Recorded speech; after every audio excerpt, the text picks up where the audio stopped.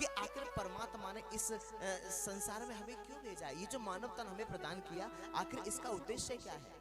इसका उद्देश्य वो नहीं है भगवत प्रेमी जो हम लोग करते चले आ रहे हैं। आज हमने अपना पूरा जीवन दुनियादारी के काम काजों में व्यतीत किया है। आप जरा विचार करिए, क्या हमें अभी तक कुछ मिला?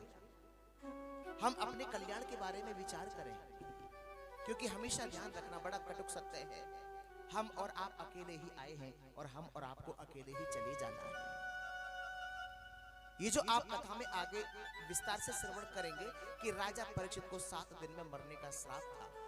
आपकी जानकारी के लिए मैं ये स्पष्ट करता चलूं कि वो 7 दिन भी आप लोगों के पास है केवल, और हमारे पास भी केवल 7 दिन है, क्योंकि सोम, मंगल, बुध, बृहस्पति, शुक्र, शनि और रवि, इन्हीं 7 दिवसों में हम और आप आए हैं और इन्हीं में चले जाना है। सभी को जाना है, मैं भी जाऊंगा, आप लोग भी जाएंगे। कितने आए और कितने चले गए, क्योंकि जाना सभी को है, यही जीवन की सच्चाई है। कहा भी है, आया है सो जाएगा राजा रंग फकीर, कोई सिंहासन चढ़ चला, कोई बंधा जंजीर।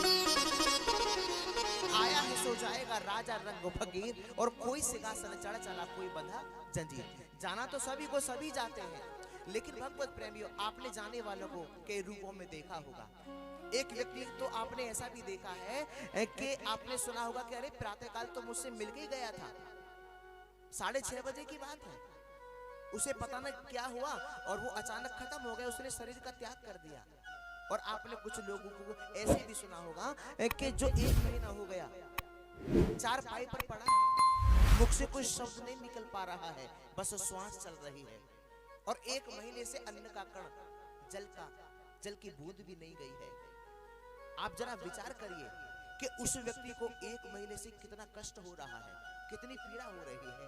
मैं आपकी जानकारी के लिए ये भी स्पष्ट करता चलूं कि ऐसा किनके जीवन में होता है कि श्वास चल रही है, आंखों से पनारे बह रहे हैं, आंखों से अश्रुपात हो रहे हैं, मुख से कोई शब्द नहीं निकल रहा है, अन्न का भी कण मुख में नहीं जाता है, जल की बूंद नहीं जाती।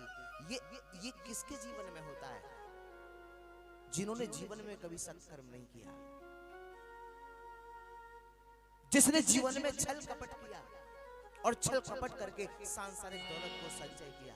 आप मुझे बताइए कि पूत कपूत तो धन क्यों संचय, और पूत सपूत तो धन क्यों संचय?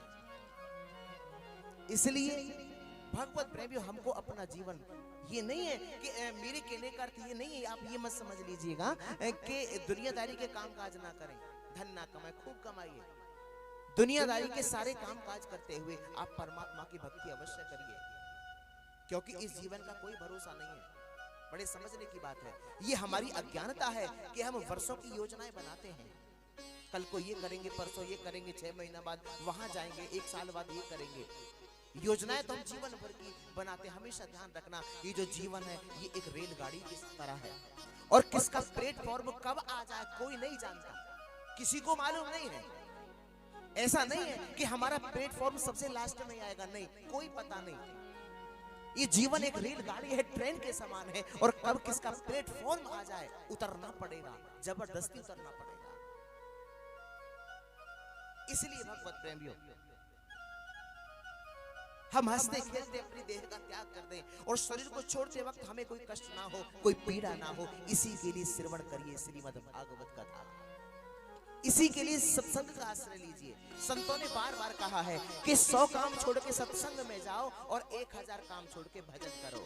आप जरा विचार करिए कि जिन संतों ने, महापुरुषों ने भूखा रहने के लिख दिया, उन्हें कोई स्वार्थ था क्या, कोई लालच था क्या? नहीं, उन्होंने हमारे कल्याण के लिए कहा कि ये लोग जागें और तेजी के साथ अपने कदम भगवान की ओर बढ़ावें। यही जीवन की सच्चाई है।